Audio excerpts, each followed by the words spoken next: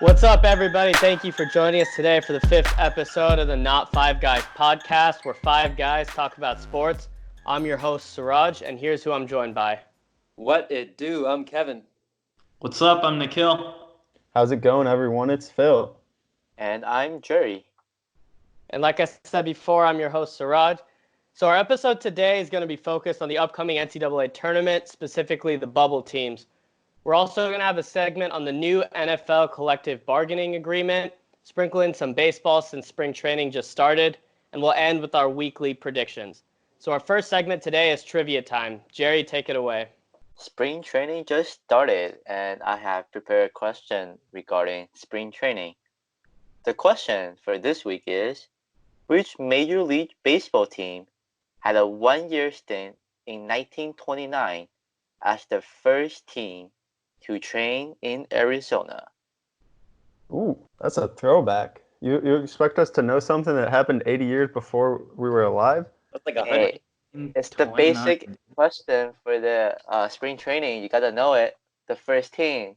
They're very that's important. It's gonna be like one of those teams that doesn't exist anymore. Oh, they actually still exist. That's a good hint for you guys. All right, they're still Okay, around. all right, yeah, all right. Let's not give away too much. We're gonna revisit this answer later on, so it'll give you some time to think about it. But we're now gonna transition to our main focus for today, which is the NCAA tournament, specifically bubble teams. We're gonna take a look at 3 teams on the bubble right now and rate their chances to make the tournament by declaring their chances a slam dunk, which is they're very likely to make the tournament, a 3-point shot, which is less likely, and a half-court heave, which is pretty unlikely. So the first thing that we have today is the USC Trojans. So a little bit of background about the Trojans. So they're led by lottery pick center Onyeka Okongwu. Right now they're sitting at 19-9, 6th in the Pac-12.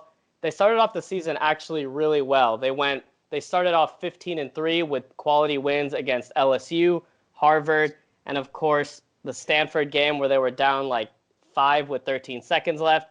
They also beat UCLA on the road. A couple important losses that they have is they've lost to Arizona by 5 on the road, and they lost to Oregon in double OT on the road as well. But since in their past 10 games, they've gone 4-6 with losses to Colorado twice, including one blowout, and bad losses to ASU and Utah on the road. So I actually think that USC is a 3-pointer. I think that there's a decent chance that they make it to the NCAA tournament for a few reasons. So the first is that they're projected as 92.9% chance of getting into the tournament by bracketresearch.com, which uses metrics including net, KenPom, Sagarin, BPI, strength of schedule, and strength of record. And their average projected seed across different bracketologists is 10.2. In the latest Joe Lunardi bracket, he's projected them as a play-in game as a 12th seed. They're one of the last 4 teams in. Their net is 41, which is respectable, but they also have 2 wins in the quadrant 1. See, I don't know. I think this team is a half-court heave to make the tournament. 2 of your 3 big wins are not even tournament teams. This team is LSU's 0-2. a tournament team. 2 of their 3, Stanford and Harvard, are not tournament teams. Okay. You're looking at 1 decent win, which was basically a home game. Net gives them credit because it was at Staples Center, which is a neutral court theoretically, but it's LA. It's a home game. They're 2-7 against Tier 1 teams. That's LSU, and then that's a road game at Oregon State. I don't see a team that can't beat any other tournament team making the tournament. This reminds me of the USC team that finished second in the Pac-12 and didn't make it, because they just don't have a quality win, and they've got a couple games on their schedule left that if they get it, maybe that's enough to put them in. But I think they've got Arizona, Arizona State, and UCLA. I could also easily see them losing all these 3 games. So I've got them as a half-court heave. I'm going to have to agree with Surge here and say that I think USC is a 3-pointer. Phil, you mentioned that there were a few games left for the Trojans. All 3 of the games left are home games, and they're incredibly strong this year at home with only 1 real loss. And they're playing against one quadrant 1 and one quadrant 2 and one quadrant 3 team. I think this year they've shown that they've done pretty well against teams outside of quadrant 1 with only 2 losses. And so combining that with playing at home, I think USC can definitely win at least 2 of the 3 games to close out the season. And then in the Pac-12 tournament, I think that they'll be able to win their as long as they win their very first game, I think they get in this year. Yeah, Kevin, I actually agree with you. And going off of that, their one loss at home, that was back when they were a young team. They're a really young team with starters that are freshmen. They weren't gelling as a team, so that was a little bit difficult. So we could give them a pass on that. And like you said before, I also agree on the fact that they need to win 2 out of their next 3. Preferably one of those needs to be against Arizona on Thursday night. But if they're able to take care of business against UCLA and against Arizona State at home, and then win 1, maybe 2 in the Pac-12 tournament, I think they should have a pretty good chance of getting in, especially since this Utah loss, which they had on Sunday. I thought it was a pretty bad loss, but that only dropped them 1 spot, according to Joe Lunardi. And there they didn't have Nick Rakocevic, who's a double-double for the team, and Jordan Matthews was battling the flu, vomiting throughout the middle of the game, having running back to the bathroom and stuff like that. So they were down some key contributors.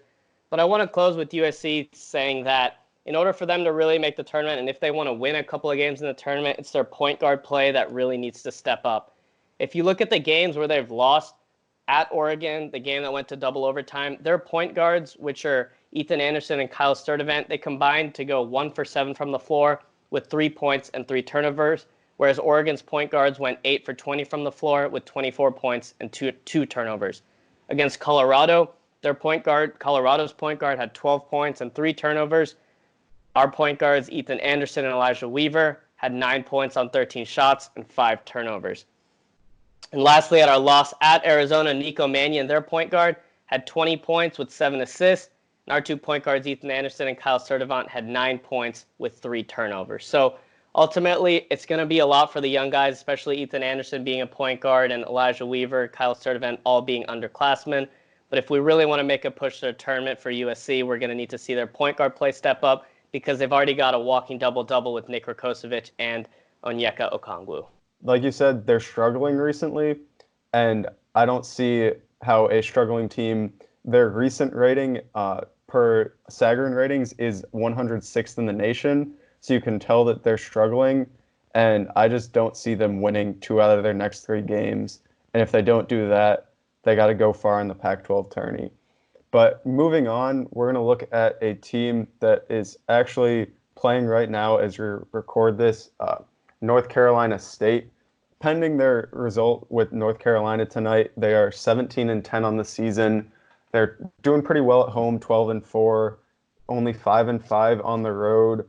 Recently, last week they had their big win of the season, blowing out Duke, and then followed that up with a close loss to Florida State, who's another top 10 team. With this game wrapping up, it looks like they're about to lose to the North Carolina Tar Heels, so that'll put them at 17-11. They are sitting in a decent spot on the rankings. They're 53rd in net, 50th in KenPom, 39th in Sagarin ratings. So they're really on that bubble. I think for me, I'm putting them as a 3-point shot to make the tournament because unlike USC, the thing that stands out to me is they have Tier 1 wins. They have those quality wins. So they beat Duke last week. They went into Virginia earlier in the year. And then they also have a quality win against Wisconsin early in the season, who's a top team in the Big Ten. So I think this team is looking like a decent chance to make the tournament. Now, of course, as we talk about the highs, we also have to talk about the lows that this team has experienced. And I think one of the problems that this team's run into is its losses to, we're going to have to take this 83-78 as a loss against North Carolina. That's 2 losses to North Carolina. They already have a loss to Boston College and a loss to Georgia Tech. That's 3 out of the 4 sub-500 teams in the ACC that they've lost to. They aren't actually a very good team in that many metrics. The only metrics that really stand out are they are pretty good in opponent turnover, true shooting percentage. They keep opponents to the 248th true shooting percentage out of 353 schools, but they're up there in 42nd in turnover percentage and 245th in their opponent, the amount of free throws they give up per field goal attempt. They have that win over Virginia, but let's talk a little bit about if they go into that ACC tournament and they really need to make a statement. In the first round, it's looking like they'll face Pitt. Then they'll take on Virginia, FSU, and Louisville. I'm not really sure that they're capable of beating Virginia again. And even if they do, they go into FSU, who's the number 1 ranked team in the ACC right now. Yeah, I agree with Nikhil. I think they're half-court Heave. Their chances of making the tournament is relatively low, probably after losing today to the Tar Heels.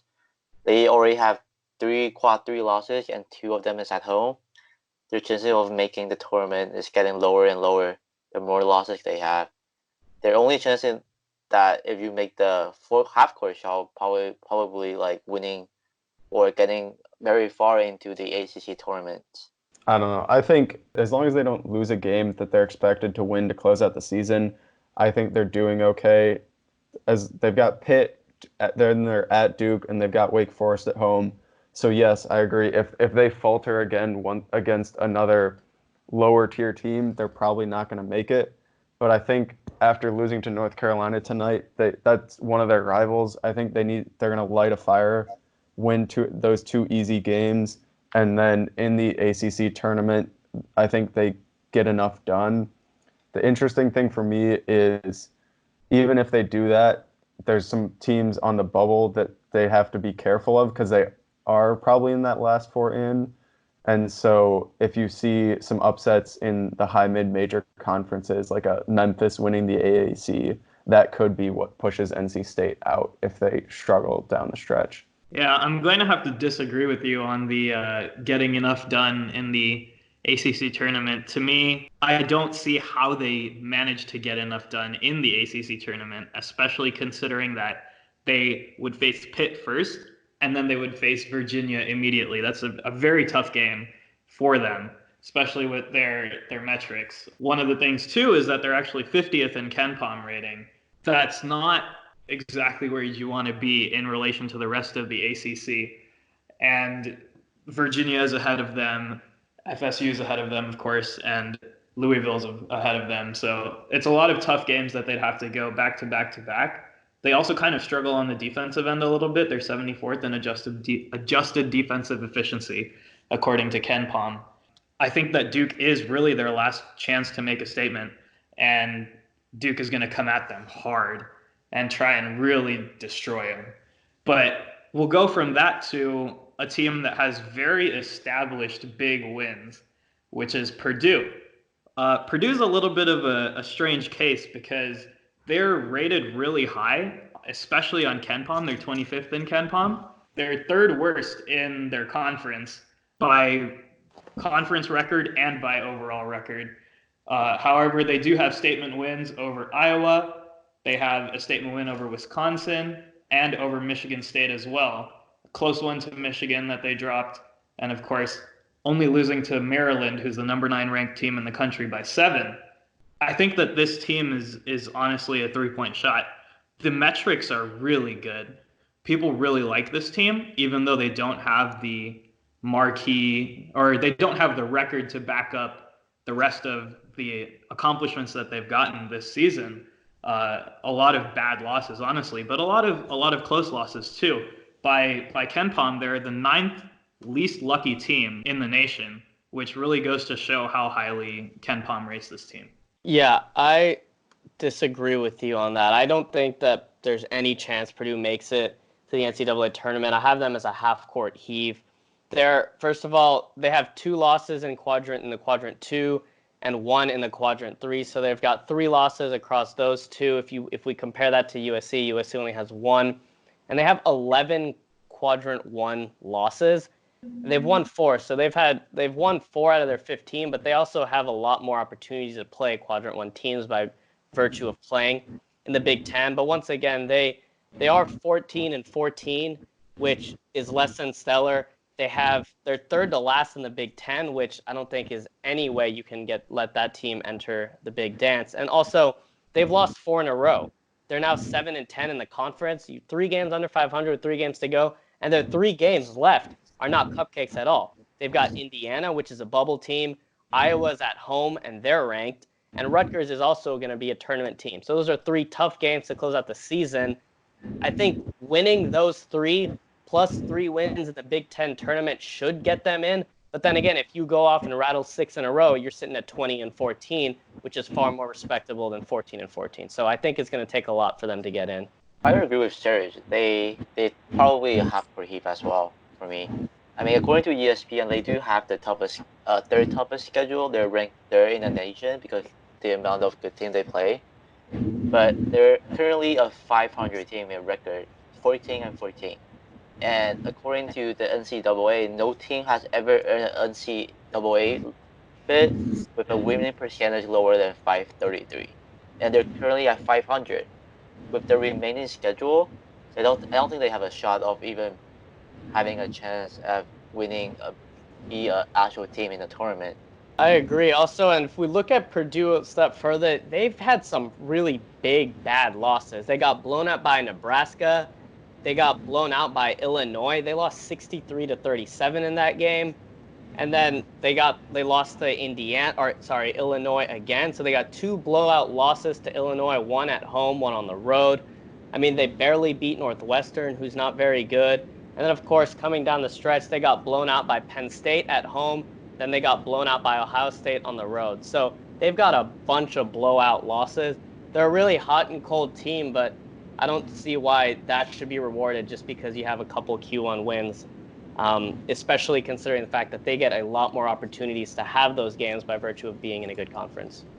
Now, of course, the flip side of them having those 2 big blowout losses to Illinois is if you look at the route that they would have to take in the Big Ten tournament, if the standings stay the way they are, they would face Minnesota in the play-in round, and then they would face Illinois immediately going into the second round. So they do have the chance to make people take all of that back. But of course, the big thing here is that their form of recent has not been very good. And they're going into, as you said, Indiana, who, by the way, they have beaten, and Iowa, who they have beaten both in previous games this season, and then go into Rutgers, who they lost to, or Rutgers comes to them.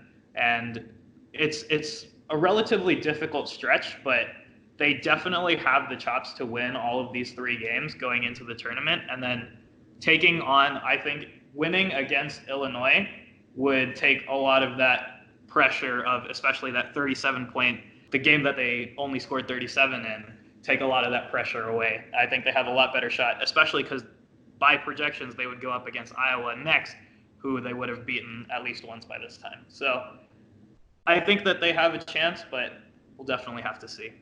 Yeah, we'll see. I think they definitely need to win out, or at least at the very minimum 2 of the next 3. But moving on, we're now going to be switching gears a little bit and talking about the NFL's new CBA. Kevin, why don't you tell us a little bit about that? In case you guys missed it, last week the NFL owners voted to approve the terms to a potential new CBA proposal, as Serge mentioned. For those of you who don't know what CBA is, it stands for Collective Bargaining Agreement. It's essentially a labor agreement between NFL owners and players that governs all things related to how the revenue is split, as well as health, safety, and other player benefits. The last agreement was made back in 2011, and it's set to expire after the upcoming 2020 NFL season.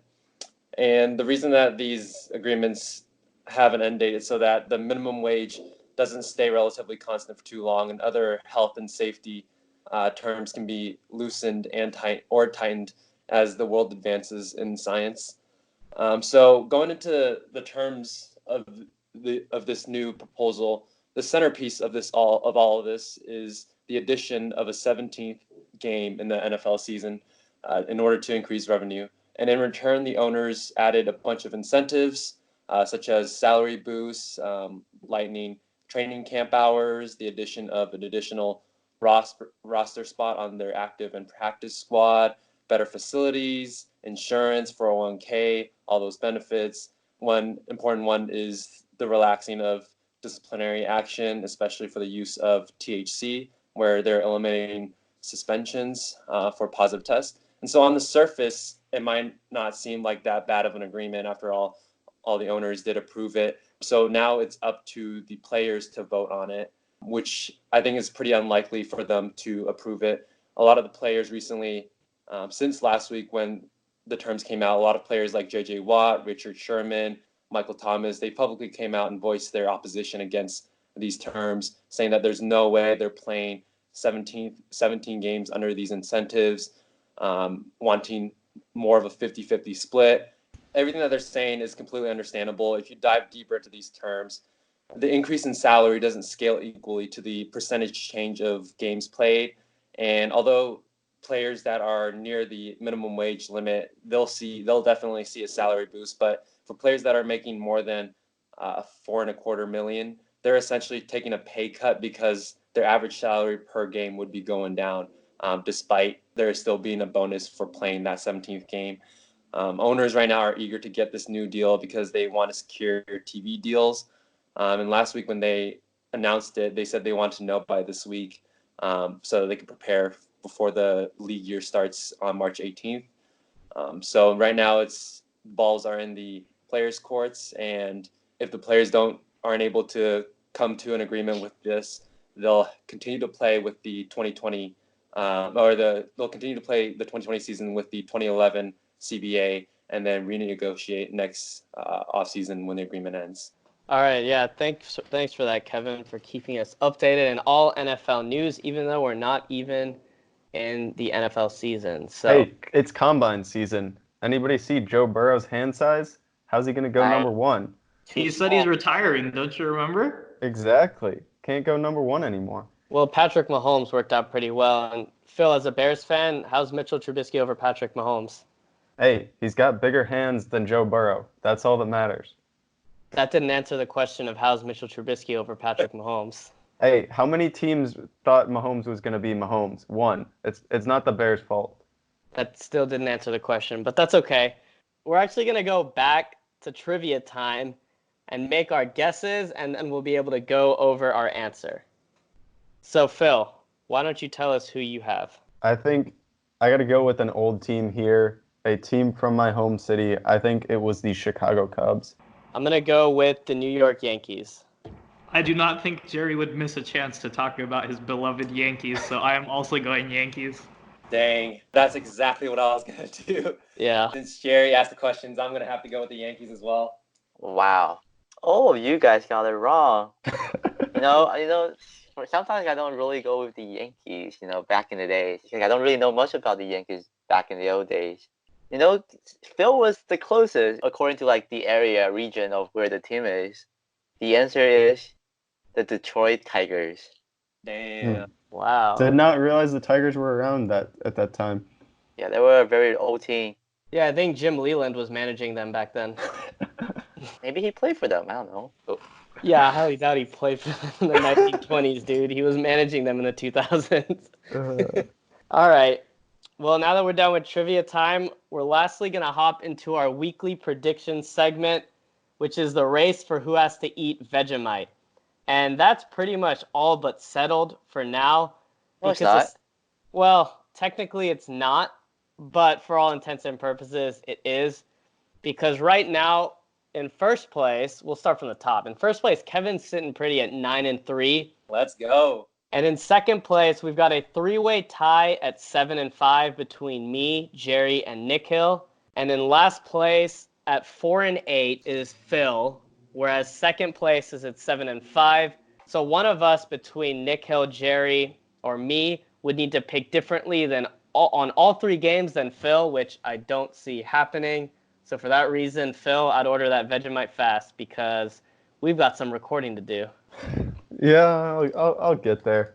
But all right. And those who are interested in watching Phil eat a spoonful of Vegemite, tune in to our Instagram and Twitter, and we will be able to show you guys live his reaction, what his face looks like, all that good stuff at Not Five Guys. But for this week, we're basically going to be playing for first and go over our weekly predictions. And our first game is the Denver Nuggets at the Los Angeles Clippers on Friday. I have to give that game to the Nuggets. I think the Clippers have been a little inconsistent the past few weeks, losing to a lot of the top teams and a lot of injuries as well. And this is Kobe's house. It's not the Clips' house. Got to give it to the Nuggets. I believe in the home teams, the Clippers. They haven't been playing well, but I trust Kawhi to carry the team. So Is he Clippers. gonna play? I think so. Well, it depends on if he plays tomorrow or not. This game is probably on ESPN, so like he can't get shit because like ESPN not ESPN, the NBA is gonna fine him for shitting. I'm sure hoping that he doesn't manage his load on that day. I want to see the Nuggets and the Clippers are the 2 and 3 seed in the West. But I'm going to have to take the Nuggets. I mean, the Nuggets are coming off one extra day of rest, plus their game today is against the Pistons, plus their last game was against the T-Wolves. They've played a bunch of nobodies for 3 straight games, and then now they have an extra day of rest going into this. Their last real game was against the Thunder on Friday, whereas the Clippers played Memphis just yesterday. So I'm going to have to take the Nuggets. I think they're going to be a lot fresher. I agree with Nick Hill. I think that the Nuggets are going to take this game as well. The Clippers have been really inconsistent. They just won their first game after losing 3 in a row, but it's a little too inconsistent. And also the Nuggets are a really good team, so I'm going to take the Nuggets on the road. Yeah, I think you guys have summed it up pretty well. I'm just trying to get to 500 here, so I'm going to take the Nuggets. Then moving into the Saturday game, we're looking back at college basketball. We've got 2 top 15 teams with Auburn at Kentucky. Key matchup in the SEC. I think Kentucky takes it here. They've just got too much talent, too many NBA guys that are looking to impress as the season winds down, future NBA guys. So I got Kentucky here. Yeah, I agree with you, Phil. I think Kentucky's loaded talent-wise. They're playing at home. Calipari knows this is a really big game. This is going to be particularly important for seeding in the NCAA tournament. And Bruce Pearl's probably going to sweat through his jacket and soak the entire floor like he usually does in big games. But yeah, I'm going to take Kentucky at home. This is, I think that this is going to be a big revenge game for Kentucky. They lost the last matchup against Auburn, but they're preferred by both traditional metrics like AP and KenPom as well. I think that Kentucky is the stronger team, and they're just going to be looking to get one back against Auburn. Hey, gotta go with Kentucky. I don't really want the Vegemite. Damn it, that was my only hope. Yeah, for me, I'm gonna have to go with Kentucky as well. They're pretty evenly matched, but home court advantage is gonna mean a lot. So, well, get ready for all 5 of us to lose for the first time this season. And next, we're gonna jump back into the NBA. 2 Eastern Conference offensive powerhouses, Bucks and Heat. I'm taking the Bucks. Heat have been really inconsistent lately, especially since the All-Star break with their trades. So then the Bucks aren't showing any signs of slowing down, so I'm going with the Bucks. Hey, best team in the NBA, picking the Bucks. Yep, my notes for this prediction are the Bucks are the Bucks. That is it. That is the only note I took for this. I'm taking the Bucks. I'm also taking the Bucks. They're the best team in the NBA. I think they're going to get 70 wins this year. And also the Heat coming off of a loss. But real quick, I want to talk about that loss that the Heat just had on Monday. I want to give a huge, and I mean a massive shout out to my boy, my guy, Kevin Porter Jr. of the Cleveland Cavaliers. Rookie dropped 30 points in a win against the Heat in overtime last night on Monday. So shout out KPJ. Anyway, let's wrap this up. I basically lost predictions by picking against the Bucks last week, but I'm gonna do it again. It doesnn't matter. Oh, Phil got Jerry's tactics now. They're 23-3 at home this year. I think it's either them or the Heat are the best teams at home. I don't see them losing to the Bucks at home. Very, very even predictions against for all of us. I think we picked the same on both the Bucks game and the Kentucky game. Yep. So that's it for our weekly matchups. Once again, we'll do a recap of this month, next week's episode, but for all intents and purposes, Phil will be eating the Vegemite. But with that, we've reached the end of our show. Thanks again for tuning in to the 5th episode of our Not Five Guys podcast. Please feel free to comment below. Let us know what you liked, didn't like, anything you want us to add. We appreciate any and all feedback that you got. Well, with that, we'd like to once again thank you so much for listening and hope to catch you next week on our next episode of the Not Five Guys podcast.